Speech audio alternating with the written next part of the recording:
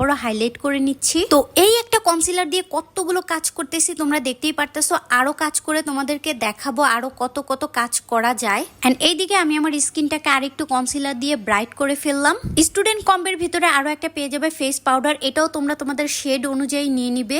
ফাউন্ডেশনের শেড বললেই আমরা ম্যাচ করে দিয়ে দিব। ও এখন আমি আই লুকটা করব। যেহেতু চ্যালেঞ্জিং একটা মেকআপ ভিডিও করছি তাই আমার আজকে নুড কালার লাগবে, তাই নুড আইশ্যাডো প্যালেটটা আজকে ইউজ করব।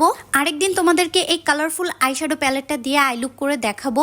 দেখো কালারফুল আইশ্যাডো প্যালেটটা কতটা পিগমেন্টেড। জাস্ট আমি হালকা একটু নিছি, কতটা পিগমেন্টেড। আমার পুরো গালে একদম ব্লাশনের কাজ হয়ে গেছে।